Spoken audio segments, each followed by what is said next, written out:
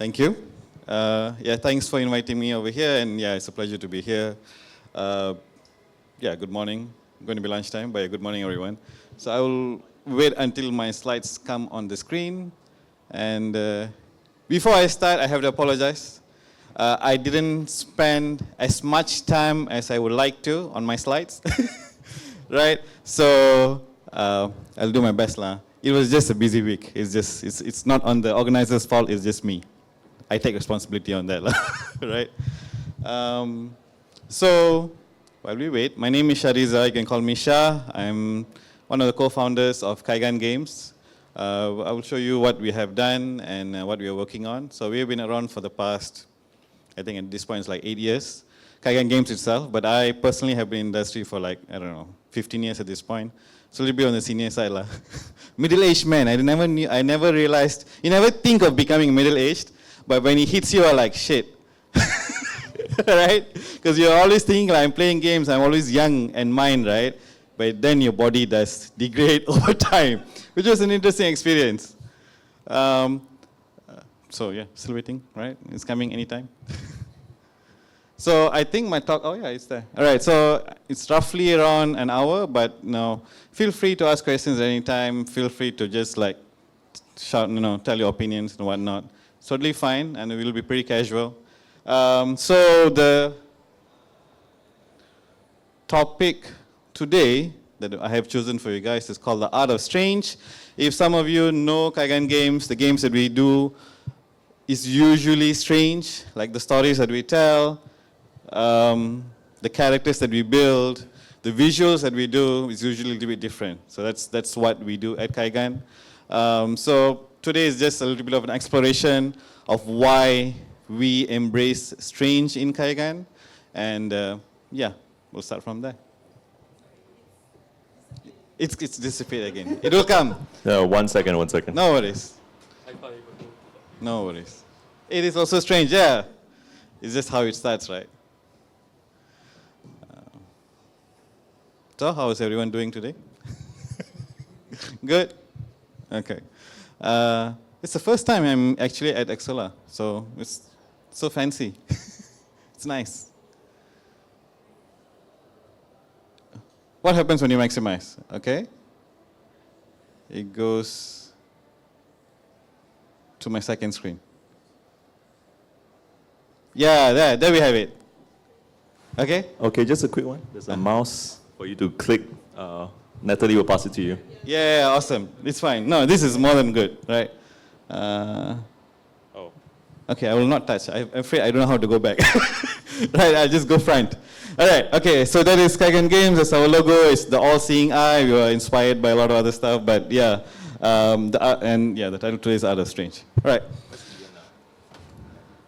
Okay, so this is Kaigan Games. We are roughly 24 people. We have a team in Malaysia. Actually, our office is at Menara MBMR, which is just nearby here. Yes, Mid Valley, and there's like the Volvo place. You can walk from Mid Valley lah. So we are there. This is our team there. We are eating nasi lemak at Nale at Mid Valley, as usual, one of our usual hangout spots. So that's me. It's my brother Azmi, who's my co-founder, and Jeremy is my third co-founder, and the rest of the team is there. And that is our remote team working in Indonesia. Once a year, usually we just fly down, everyone to meet up. And this was last year when we met them at Jakarta. So none of them actually in Jakarta, they're just all over Indonesia. So also we have another team member, this picture is not here, who is in India, Bombay, India. He joined us like less than a year, and then yeah, we just hire like that lah. Right. Yeah, that's it. That's all people.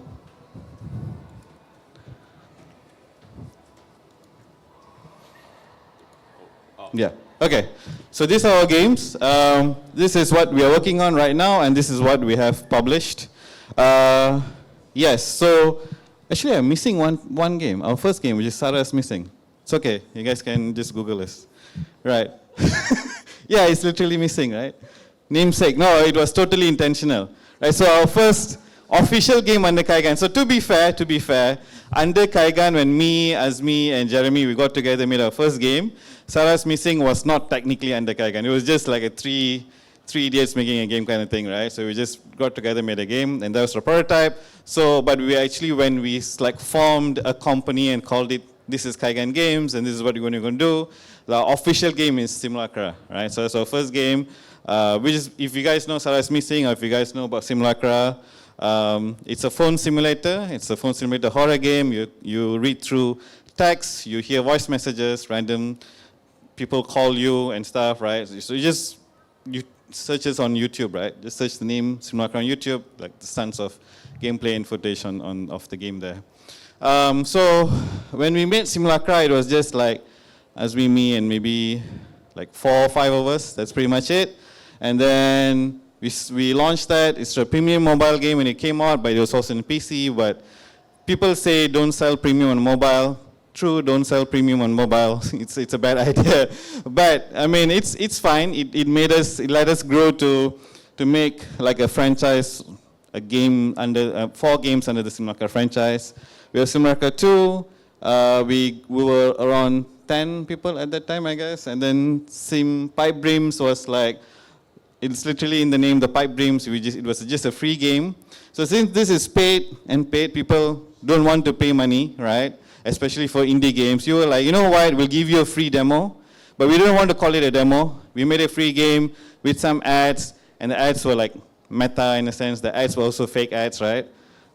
So we made a free game for people to play, which is called Pipe Dreams. And then we made Sim 3, which a lot of people didn't like. Right, I mean, we own up, right? People who like Sim, the previous one, say it's not scary enough. But then when people who are new to Sim, they like Sim 3, it was messy, right? Because also for us, it was about learning how hard is it to make a trilogy, right? Because when you sell a game for the first time, right, like this is your first game, this is my new IP, this is a story we are telling, people don't know what you're going to do, right? It's like everything is new. And so they are more accepting, oh, this is what the developer wants, right? This is the story, the vision that they're trying to tell you. This is the visual. This is it. Everything is new. But when you do the number 2, the players who already played your first game, they already have kind of an expectation. Like, this is what the game should be, right? So you got to give them enough of the same. But if it's too same, they complain, it's just the first game. But then if it's too different, they're like, this is not the first game. Right, so how do you make them happy? So it's hard lah. But then so Sim 2 did pretty well, okay? And then Sim 3 is like, now you got to do like, how do you make a third game which is like, same but different enough? Which we didn't know lah, basically. We didn't know, right? But we learned, that was the challenge there. Pipe Dreams doesn't matter. Also, numbers have weight. Since this is not a numbered game, right? This is not a 1 or a 2 or a 3. People were also more like, oh, this could be anything. This is like, oh, they're experimental. So people are also more forgiving. But when it's a numbered game, they're like, oh, this is like part of the main story. It has to. And people made up stories. You know, this is the culture, right? In the sense that when you have like Star Wars, I got 7, 8, 9. It sucked, I know. It's fair, right? You know, I was up to 8. I was like, you know, maybe it can redeem itself. But 9 came out. I'm like, what the heck happened, right? Right. So, but then, how do you maintain a fan base over multiple games? It's crazy. It's hard, right? So I get it. I get it when Hollywood is like super safe with what stories they tell. Right. So that's Sim. And then we work with BBC with the Doctor Who franchise. We made the Lonely Assassins game for them. It did pretty well. So BBC did like, I don't know, 3 or 4 games under the Doctor Who IP. We were the smallest game that we made for BBC, right? They had like a VR game, they had like, you know, full 3D games and whatnot. But ours reviewed the best, right? Like we got reviewed the highest among all the other games, and BBC were literally like, they were happy but not happy at the same time because they gave us the least amount of money but we performed the better. And the one they sank in a lot of money performed poorly, so they were pretty unhappy about that. So that's what we have done, what we did. And right now we're working on 2 different games, which is called Deadly Rehearsal and Null Space. I will show you some screens, and maybe during the Q&A I can have the video playing of the games, so you guys can have a look. But Deadly is our new IP. It's also a horror IP, right? totally different story, new IP, right? And now Space is totally different genre, real-time strategy, yeah, also a new IP that we're working on. We have showcased both games at Level Up. I don't know if you guys have played it. Some of you might have seen it, but yeah, right? So this is what Kaigan is. This is our background. As a company, these are the awards that Simulacra got. The franchise over the 3 games, right? And this is what Now Space got. Oh, this is a screen. I just realized. I thought it was a projector. I was nicely just typing the screen. I should not be touching it, right? Right, and this is, yeah, the awards that Now Space has gotten so far. DR, we haven't sent yet for awards, so hopefully when it's there, we get something. All right, so this is me personally. This is me, my name, Shahrizar. You can find me on X, I don't know. But if you want to follow me on X or whatever social media, but that's my name, you can just find me anywhere. I did my degree in physics in UTM, University of Technology Malaysia Skudai. I've been, I was 15 years old when I got my first PC. Right, I'm old. It was a luxury that time, right? So when I got my first PC, it was, I don't know. I don't think they call it Pentium at that time. It was like the 486, 386. I don't know, you guys are too young. Right, and my first 2 games that I bought, which was pirated, I'll be frank with you, we had no money. Just 10 ringgit, it was amazing, right? You get a CD at that time, which is Dungeon Keeper 2 and Season 3. Also, you guys might not know it. And I self-learned art and 3S Max when I was young, right? So that's where I started. I never imagined I'll be making games. There was no course that time, right? There's no university you went to study to make games. There was nobody that you know of made games in Malaysia, right?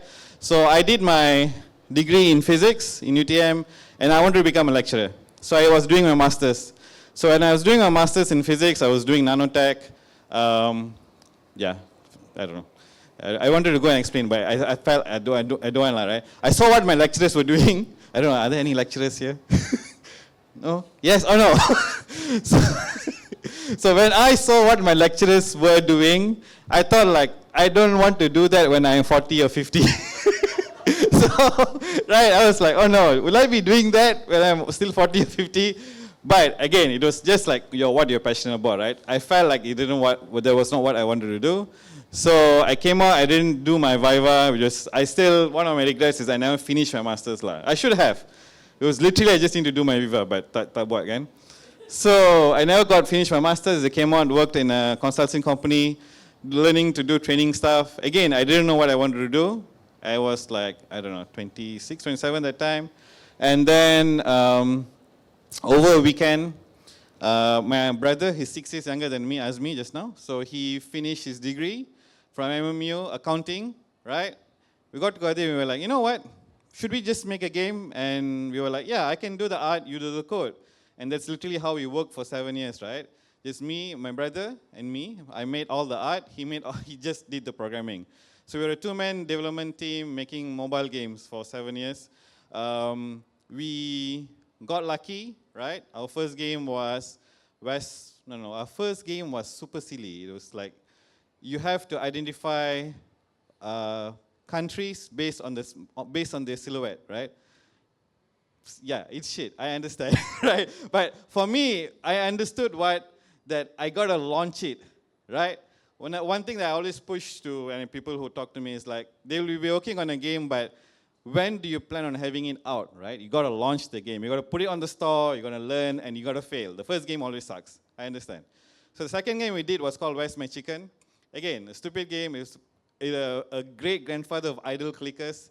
You put 2D chickens on a grid, and then they lay eggs, you collect the eggs, and you build roosters to protect the chickens from getting kidnapped by foxes. That was the literal pitch of the game, right?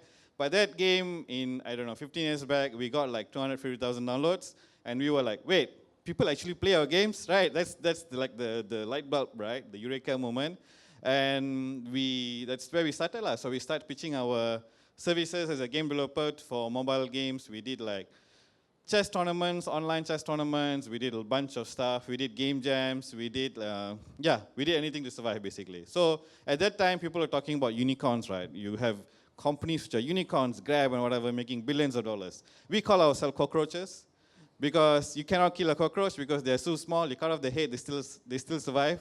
So it's just me and my brother, right? So for 7 years, we were cockroaches, we were surviving, and we were making contract work and stuff, right? My brother got married during the 7 years, man. That's like stuff, life happens, right? And then I got a kid at that time as well, right? During the 7 years. So at that point, we met Jeremy, and we were like, you know what? I've been doing this rat race of making games for other people. Maybe it's time we should make games for ourselves. And yeah, I'll show you how and why we made Shahrizar Music. So my favorite games, personally, if you guys want to know like how Shah ticks, is Planescape Torment. Again, too old. I don't know. Does anyone know Planescape Torment? Amazing game, right? Yeah. Thief. Anyone knows Thief? Yeah. Oh, look at that. Yeah, this is my favorite game until now. Like Homer, of course. I don't know if you guys see Null Space, you should know why we are making Homer. StarCraft and Diablo 2 is still like, it's there, like. Right. So 7 years, Jeremy joined us, yeah. So when me, Jeremy, and Azmi got together, we were brainstorming. Jeremy at that time, he was also working in games, but for another company. And he's from the drama, right? He actually is also an accountant. He finished he actually got an ACCA, I think, right? And then, but he didn't want to become an accountant. Same thing like, dad, go study, be an accountant, be a doctor, whatever. Go study, be an accountant, come out, but don't work as an accountant, right? So, and same with my brother, he also did his accountancy. So he was like working in game companies that time, the early Malaysian game companies, right? We met over a game jam, and we were like, you know what, if we were to make a game, we have like a war chest, basically, right? Basically, a pool of money where we can like sit and work for the next 6 months, and we get our salaries paid, and we can make one thing. We can make a game.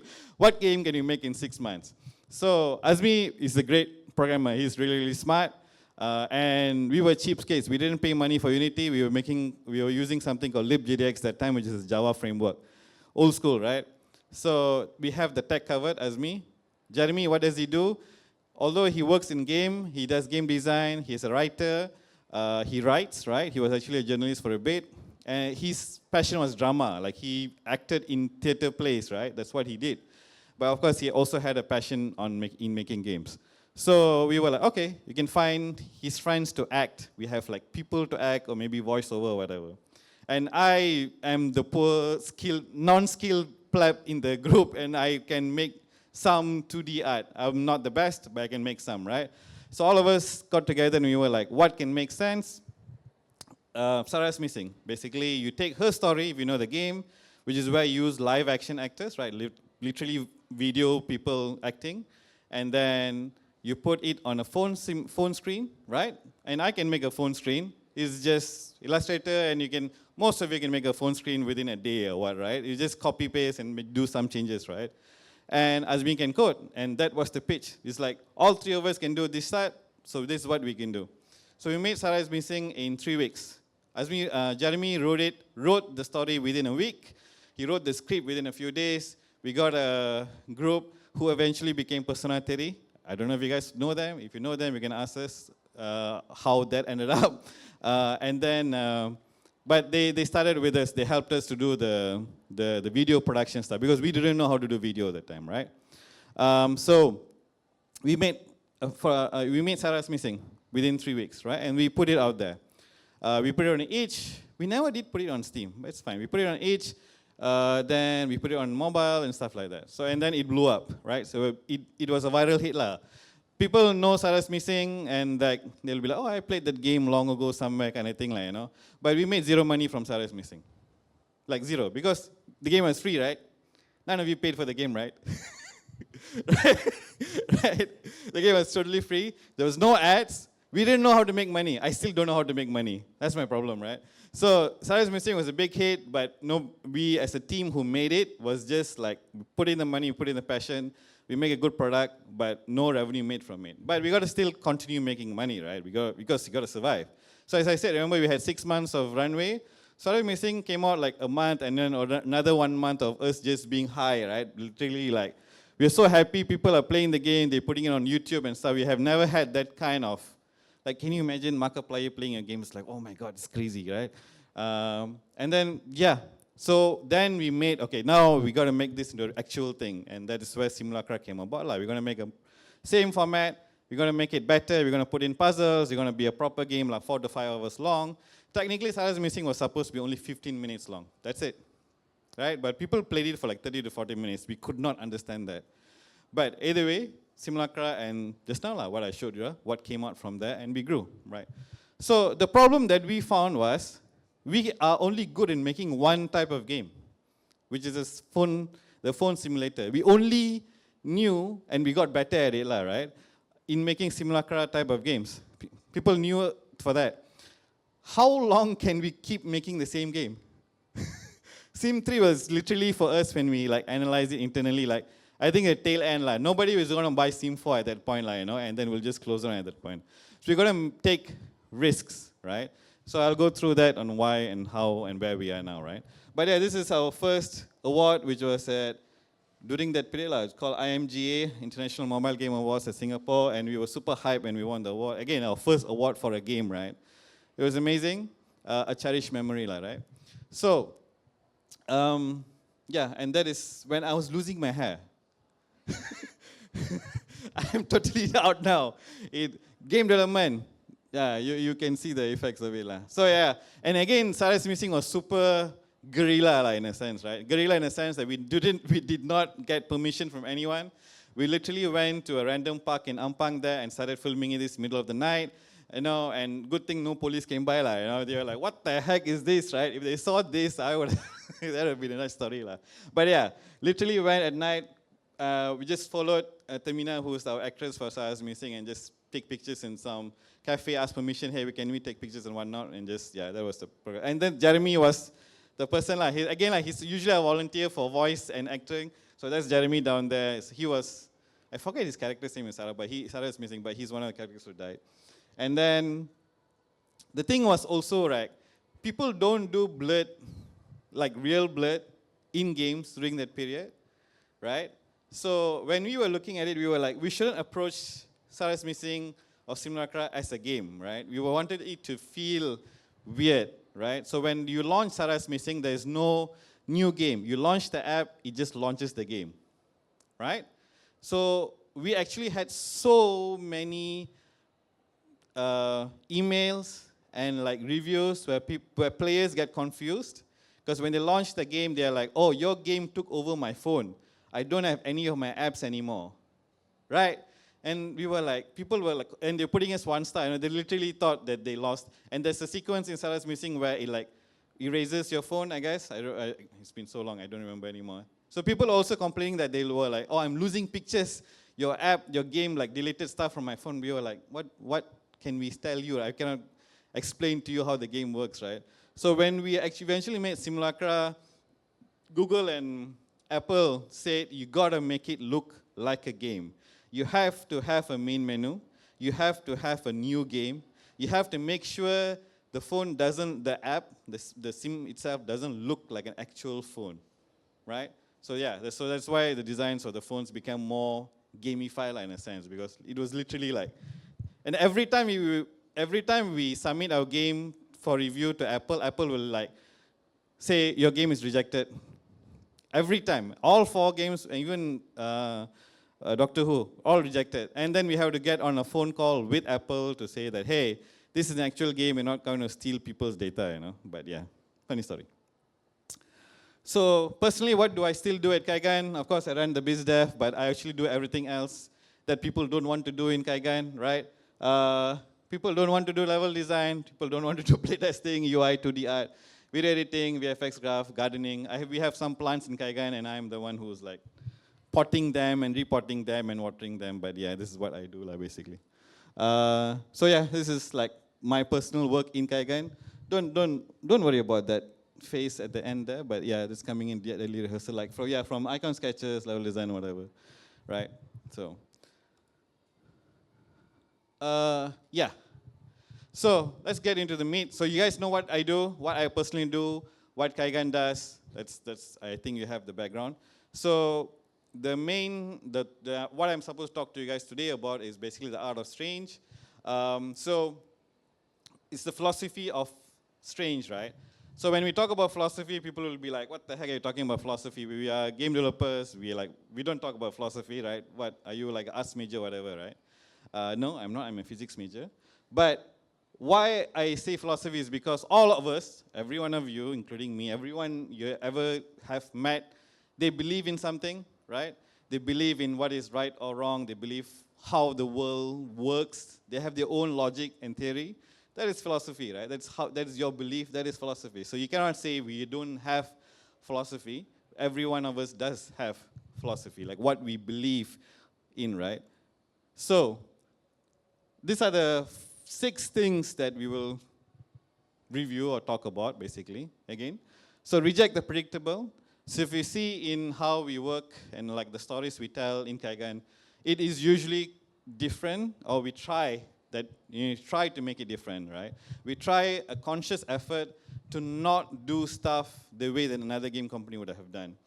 Find beauty in the odd. Yeah, again, our games, they don't look pretty. Whenever we go to level up, you're like, what can we make that is cute, right? Because we always see like games with cute characters or whatever. There's a lot of people like go there, right? And Kaigan Games is like, I mean, we make games, people who know us come there, but like we don't have the visual appeal. But that's the thing. When you are strange, you don't make beautiful, like conventionally cute and beautiful stuff. You don't have chibi characters for Kaigan, right? In Kaigan IP. But yeah, we find the beauty in the odd, right? Take risk, seek the new. As I was saying also, like how we make games, like from Simulacra, we're making a 3D game, right? We have zero 3D pipeline. We had zero 3D pipeline. I had 0 3 artists in Kaigan when we were making Deadly Rehearsal. But there is a risk to do that, right? Because you are investing in something, you're spending money, paying salaries, and you do not know if you will make money. Games is an extremely high-risk business. All of you are in a very high-risk business. It's like entertainment, right? Entertainment always goes up and comes crashing down. And unfortunately, I think this year and last year has been a big crash for the games industry. A lot of people lost their jobs, a lot of companies downsized. It happened all over the world, including Malaysia, right? Embrace imperfection. Sure. One of the things I always say is push to launch a game, right? Because every game is imperfect. When a billion-dollar company like Activision Blizzard or Ubisoft can put out a barely functioning game, or even Sony with Concord, right? It's like so much money.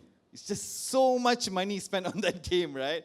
And it comes out like that. I'm like, who the heck says this? And this is like, what was this, right? Where did the money go? So it's an imperfect game. So same thing for us, smaller, much smaller, minuscule budget, right? So our games will be imperfect. Accept that, move on, get the game out, move on to the next game. It has to be that. There's a lot of, because we are passionate people, game developers, we will always want to be like, I want to make the best game ever. My first game is going to be so polished, it's not going to do. It's not going to be that way, right? Push technical limits. Again, we'll just talk about it a little bit more and then accept the niche, right? So we'll just go through one by one. What the heck did I write there? Oh, predictable is common. To be uncommon, reject expectations, right? So, yes, this is what I want to talk about. So this was literally what we had when we were pitching for, we use a lot of whiteboards. Yeah, we just, every day is a lot of stuff. I don't know how other game companies does it. So this is, and every time we just discuss on the whiteboard, then we'll take a picture and just keep it, right? So this was our Sim2 discussion board. So this you can see here, this is like our idea dump, right? What is Sim2 going to be like? And we were like, oh, it's going to be a serial killer story. It's going to be a DDF story or a dead person's phone. It's going to be a game within a game. It's going to be a musician's phone. It's going to be a third person, special one missing, her friends, suspects, twist, something. I don't know. I don't know.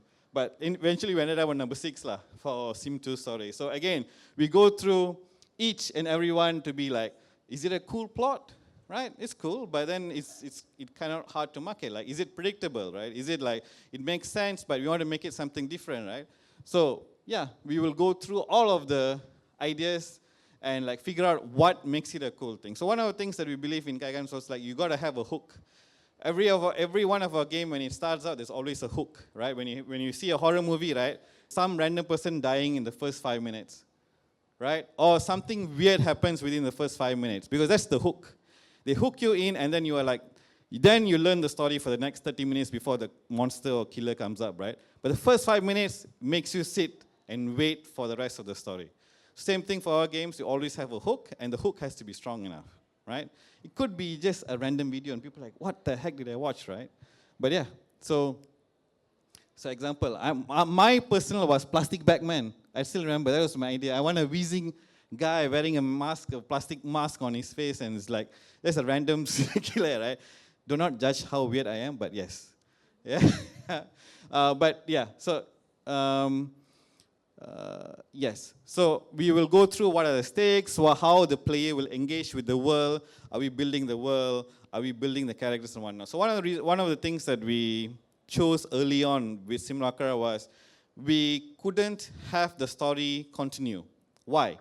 Because we number it, right? Why not have the same characters come again and again? If you have the same characters come again and again for 3 games, no, you cannot have new players coming in on the 3rd game. They'll be like, I do not know the story.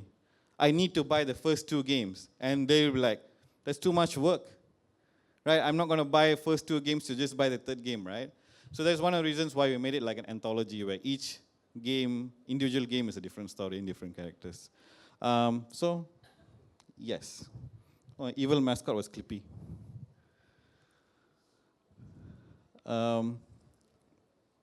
So we live in a strange world, right? There's stuff happening now which, it's like, who votes for that guy, right? And then you're like, how is this world heading towards this direction right now? So we live in a strange world.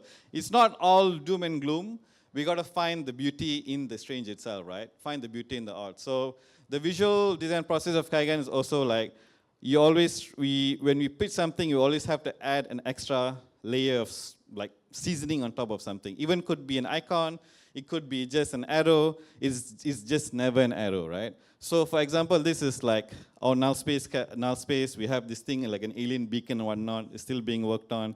But like the process to come here, it took like, I don't know, it took a long period, and we were like, how do we make this look alien, but not? But even now, we are still not happy with it, right? Because we were like, it still looks like something like a movie might do. But you got to stop. You got to end your process at one point. When you're pushing for something that you never know how it should look like, because you're creating something totally new, right? You want something that, this is what an alien from another dimension will do, but you do not know how this is going to look like. So you start working on it, right? You start working on it for like 2 months. But when will you stop? You got to stop because you got to make the game. You got to make the game and you got to launch the game. So internally, we always have like, you have an idea within the first 1 to 2 weeks, you brainstorm the idea, then you work on it for the next 2 months. If it's a hero asset, like this is a hero asset which is like important to the story and character. And then you got to like, even if you're not happy with it, you got to stop.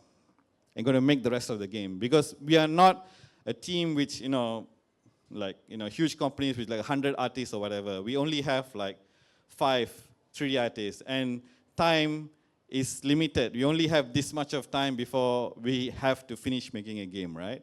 So you got to learn to stop, and that will end up with you having strange stuff, right? Because stuff that you as a developer, you're also not happy with, right? So yeah. I took a screenshot with my mouse pointer still there, all right. Risk is scary, right? It is not for everyone, and if you don't like risk, what are you doing making games, right? As I was saying just now.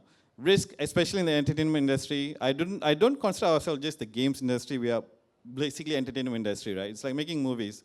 You make a movie, you make money within the first 1 month or whatever, and then you just got to make enough money to make the next movie, right? Games are exactly like that. Games, you launch a game, especially single-player premium games, you launch it, you make enough money within the first week or a month, and then you got to make enough of a war chest to be like, I can pay salaries for the next 2 years or 1 year, I can make another game, right?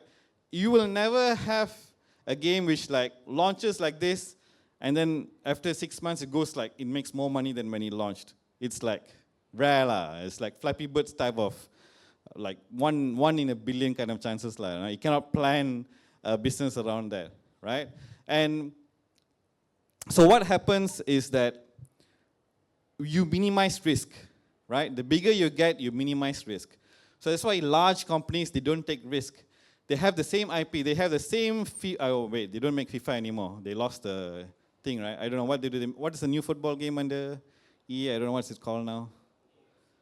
EFC? EAFC. It's just because they don't want to pay FIFA licensing, right? But they sell the same damn game every year, just with updated characters, right? They sell the same damn Madden NFL every year with the same character. But it's printing money, man. It's literally printing money because the same people buy the same damn game every year. But the indies cannot do that because our heart won't let us do that, right? Indies will be like, I can't, in good conscience, make, I don't know, like Terraria 2, for example, right? Terraria devs have been just updating, they want the game to die, but the game has so many fans, and they keep just updating the game, and then it comes back up, and then they're like, just let it die. No, but people just keep buying the game. It's like that, no, indie devs, right? So the thing is that is risky, right? Because if you make something cool and weird for you, but if that cool and weird and strange is only 10,000 people will buy, is that enough for you to make the next game, right? Correct. So it is a high-risk business, but of course it's extremely passionate business, right? Right? So that's why I call it a business, because if you want to make, if any of you have a vision or like the one to be an indie game developer, sure, it's cool, but you have to step out as a developer for a while. Like you have to switch off the hat, you take off the hat, and be like, I'm a business owner now, and I need to look at the numbers and be like, how does this make sense for me to survive, right? Right? How? You got to do what you got to do, right? So like even for us, like Kaigan, although we do make most of our revenue from our game sales, we also still take contract work because it pays the bills, right? Because especially, this year and last year was the whole year, as I said, the industry was bad. All right. So don't say I'm just scaring you guys, but it's just I'm telling the facts, right? So again, about taking risk. So when we pitched for Deadly Rehearsal, the initial pitch was like, it's about a game set in a haunted theater, right? And it's about a cursed play, the play that nobody has done before. Every time somebody tries to do a display, somebody dies. That's the concept of Deadly Rehearsal.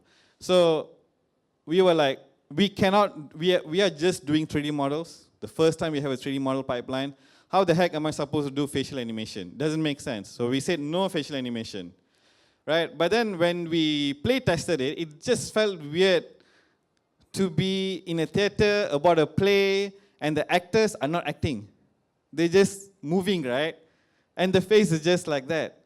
And I was like, no, it's okay. Elden Ring doesn't have facial animation, right? It's like a huge game. We can do this, right? And now my team is like, no, it doesn't make sense. It doesn't fit the theme. And then we were like, okay, fine.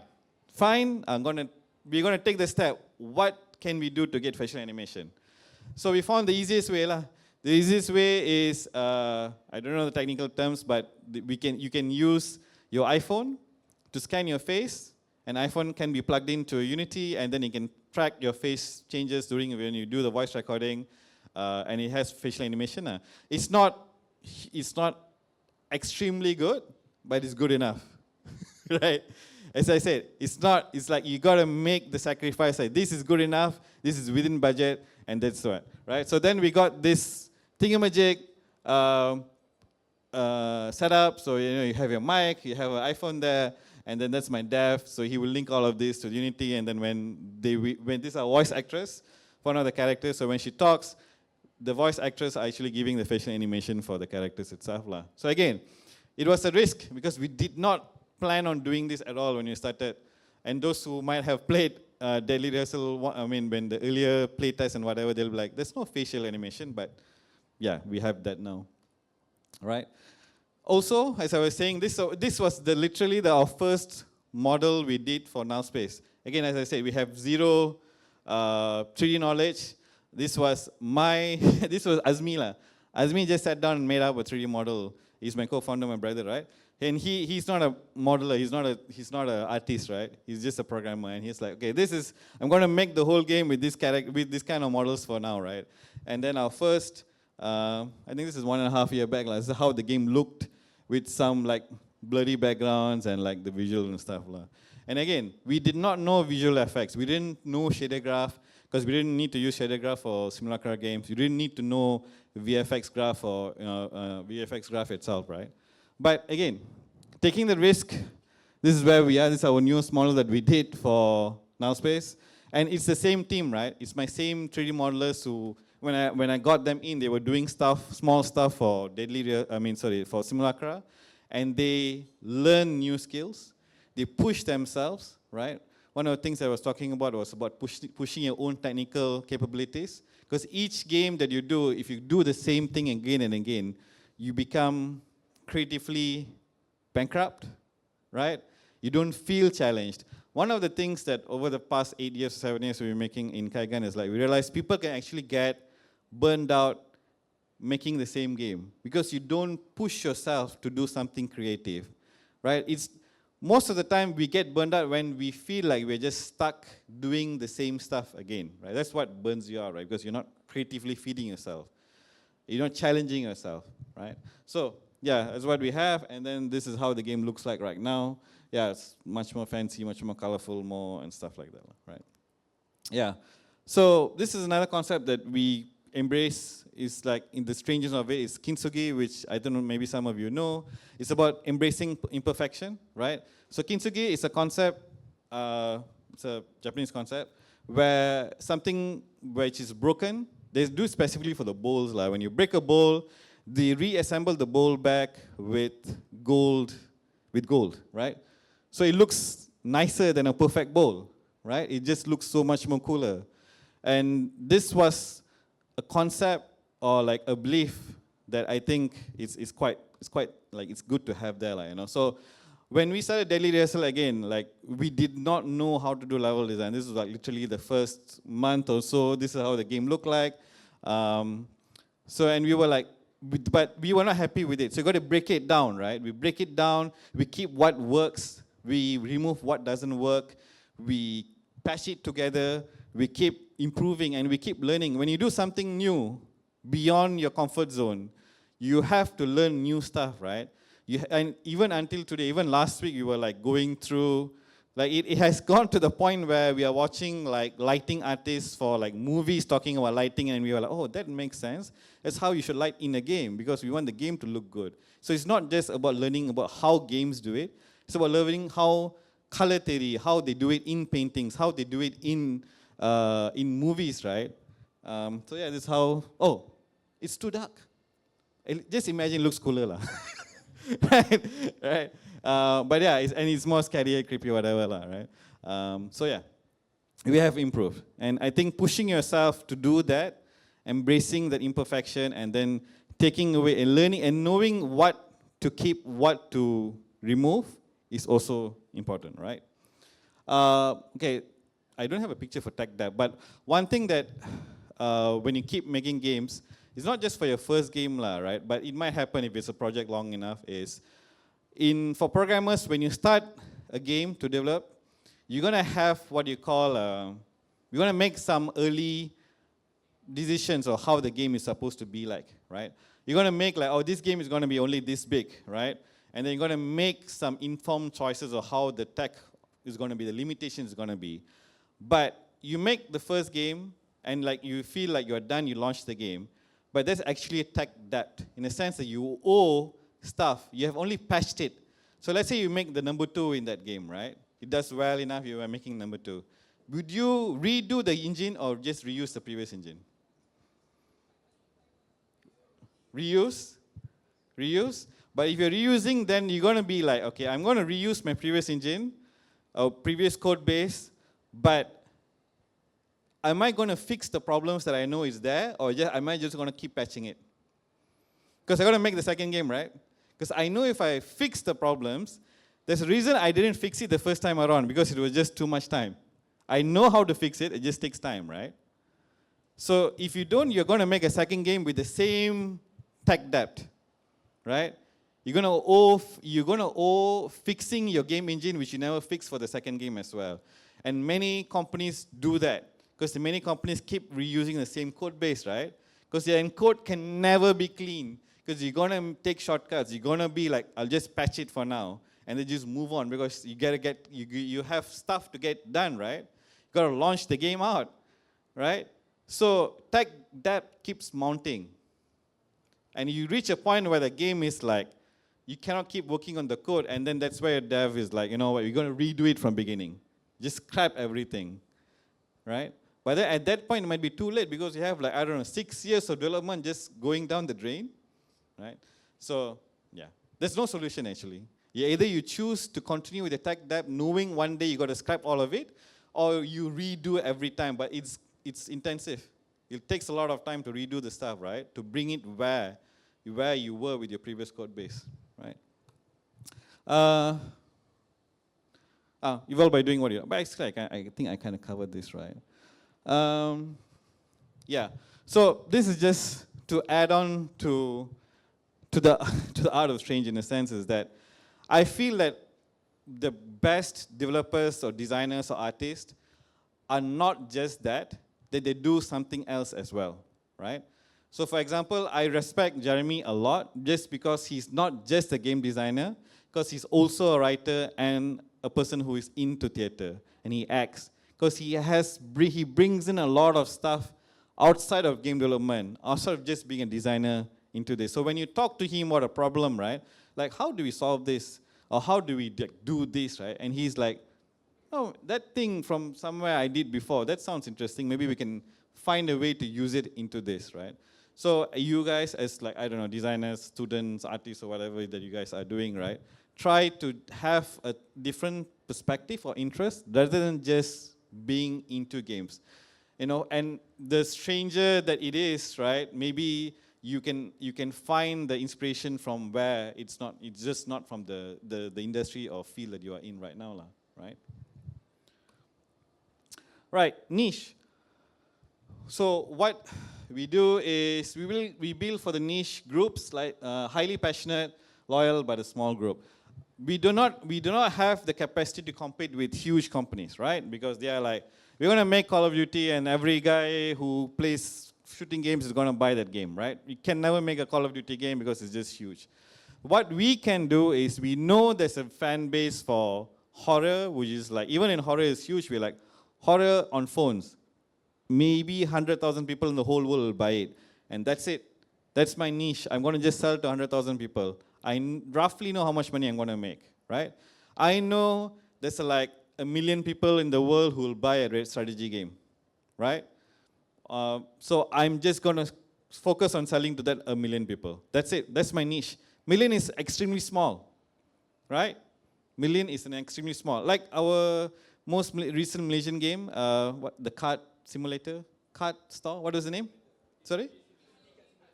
TCG card simulator? It's a shop, right? You're simulating TCG shop simulator, yes. Who thinks that as a good pitch? No big company will ever say like, that's a good pitch, I'm going to make a game about that, right? But maybe he knew, or he or she, I do not know the developer, right? They knew that is the market, but they knew the market is around 300,000 to 400,000 people in the whole world will buy a game, but they sold 1 million copies if I'm not mistaken, who will buy that type of game. So it's easier to find your niche and to market to them because most probably you are also that niche. You are that part of the niche who's willing to buy a game in that experience, right? So there's a thing called, I don't know, this is like long ago, red ocean, blue ocean, I don't know if you guys know about it. It's like this market business term. I hate business terms, but yeah. It's about, they say red ocean is because in a red ocean, it's filled with blood because all the sharks are hunting all the fish, right? There's too many sharks, right? That means it's like too competitive, right? In a blue ocean, there's no sharks. You've got to find a huge market where there's nobody competing.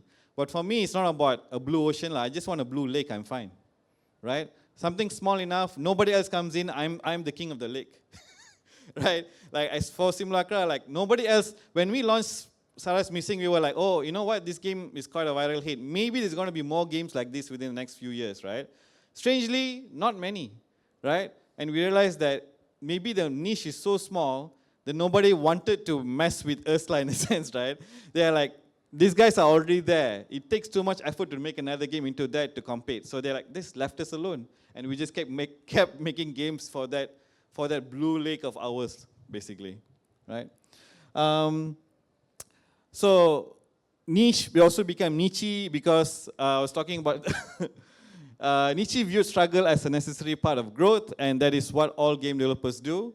That is where you accept your niche, basically, right? Because you will go through a lot of struggle in game development, in whatever field or in the field within the game development that you are in, because it just takes a lot of your effort and time. What's the time?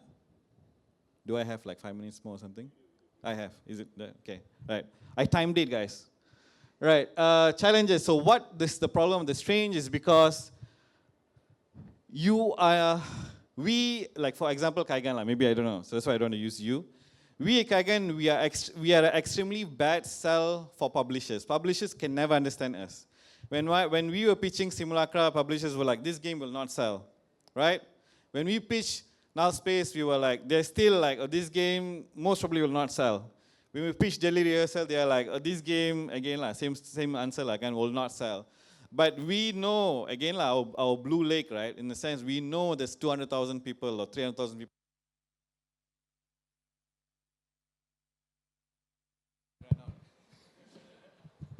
Right? Who will buy the game, and that is good enough for us because there's nobody else making content for that niche of people. So when you are able to come into that and say, hey, this is a product, I care for this product, I think you guys like it, and they will be loyal to you, right? But the problem is that it's hard for you to get funding, it's hard for you to find people to believe you at the beginning. Example was also, if you know Hafiz Azman from 7th Bit Games, right? He's Rhythm Doctor, and before that it was Adofai, right? A Dance of Ice and Fire. I was beside him when he was pitching his the Rhythm Doctor, I don't know, this is like 5 years back, to a publisher, and the guy literally said like, this will never make money, you should just abandon this, right? And of course he didn't give up, he just kept on with it. So it's like making those type of games. It might not be what you want to do, right? But if you feel like you're going to do something like that, you will go through a lot of struggle and rejection because people will just not believe in it, right? But on the flip side, you just might be making a bad game also. You will never know until you make the game. So I do not know, right? Balancing innovation and accessibility. Another thing is like, you might be making this cool game, it's super cool in your mind, right? You're like, this game is so awesome, it's going to be awesome, but nobody gets it. That sucks, right? Because that's your vision, that's your baby, but nobody gets, everybody says, that's an ugly baby, man. I don't know, I don't get it, right? So it is always important to play test, show your game, don't be shy, especially in Malaysian game dev scene. I think we are very open. If you talk to like any game dev founder, whatever, I think nobody, except maybe the huge guys, right? But like most Malaysian game dev founders and whatnot, more than happy to sit down, have a coffee and talk to you guys. Anyone in the industry also like that, like they're very open to talk, right? And that should be it. Oh yeah, why strange matters? Because all of us are strange. That's it. Thank you.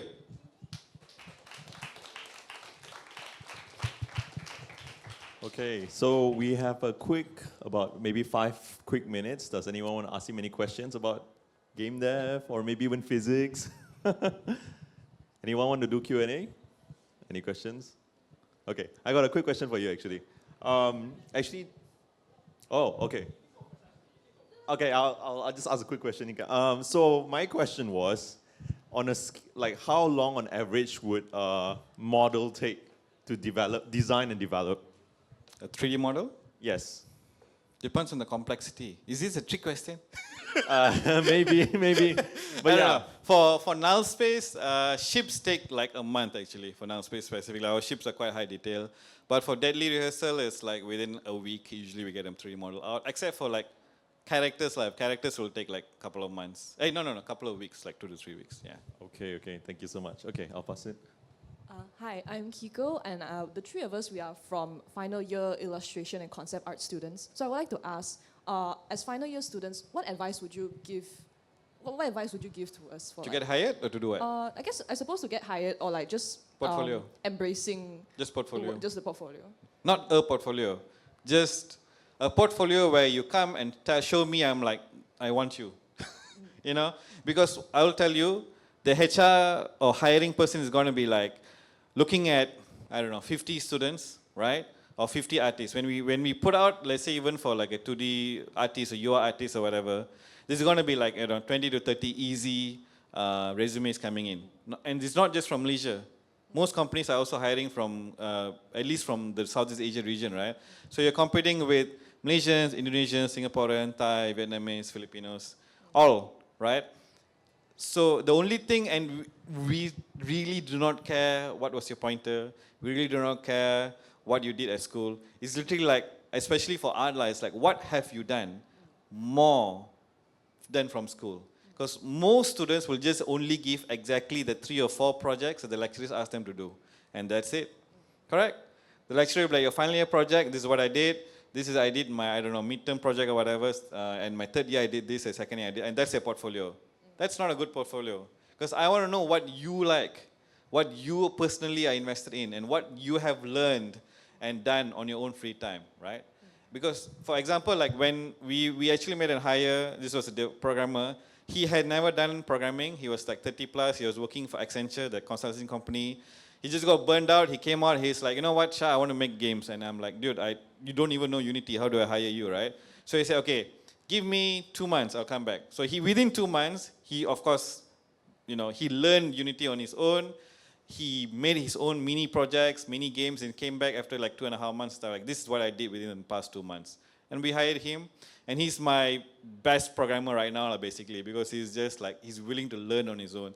And personally, for me, I have to give chance because none of the 3 co-founders, we learn to make games. We learn to make games on our own, right?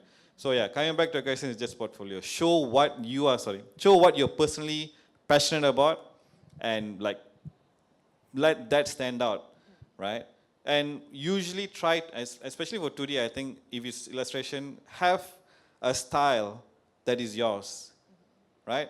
A lot of 2D artists don't have a style that they show in their portfolio because they are like, they're shy, they don't want to show, right? But show what is your style, because sometimes, most of the time, is like, the company has a vision that they want to do, you do not know what they're working on, and that might be what they are looking for, right? Hopefully that answers your question. Thank you so much. Thank you. Okay, we have time for just one more question. Does anyone have one more? Oh, yes. Oh, okay. Man in a suit. Okay, here you go. Okay, thank you, Marcus. I'm not giving you a question, but just a little story. 2 minutes would be enough, wouldn't it? Depends on the story, but go on. It's okay. Right. I'm not really into horror games though, but I'm more into fighting games. Are you familiar with Namco's Tekken? Yeah, I know Tekken. Yeah, the company that, you know it, right? Come on. Bandai Namco makes Tekken, Pac-Man, and Elden Ring. Early on in the first phase, in around 94 until 2005, first 11 years was very great for the game. It would sell exponentially very well, 10 million copies. But somewhere during 2010-11, that's where it started to, the graph went down. It was terrible. At one point, in 2014, was it 13, I guess? 10, 11 years back, it was so bad that they were considering to shut down the franchise for good. It means killing off the game. So Tekken 7 came in 2017, and the game was released very poor. Yes, poor reviews, like very little content. Gamers don't really like it. But after you give it time, though, the director named Harada and Michael Murray, they're both working together as executive producers and publishers for the Tekken project team. The game got very well. And believe it or not, Tekken now has sold over 12 million copies. If we were to count up all the numbers from the first Tekken, 30 million. And this year, they released Tekken 8 just recently, and this is their biggest hit. Their word of advice is from Harada that I got especially. I've met him before in Bangkok. This is like a special event. Fall 7 times, rise 8 times. Some things like Shichiru Yorokurobi, it's something. Basically, belief that you can always rise back up. You never know what's up ahead. So, reason I'm here is because of the game called No Strange Roads by, it's a musical Malaysian game. No Straight Roads by Mental Yeah, Comment. yeah, that one. I haven't played it yet though, I'm busy with my final year project. So it got me interested about the local Malaysian scene of game development. And I have to say, as a computer forensic student, I find it very inspiring and, just a strange meeting, really. So thank you for your time, though, really. I enjoy it a lot. And I wish you the best of luck. Okay. Okay, thank you, Apis. And so sorry. Okay, I believe that is all the time we have for today. Thank you so much, Thank you, Shahrizar. Marcus. And I love all your games, by the way. Thank you. Personally, I'm a fan of horror, and after I tried the first few, like the niche you're working on, I want you to keep working on it. There's definitely a demand for that. So, yeah, can we season 4? Okay, can we give a quick round of applause to Shahrizar here?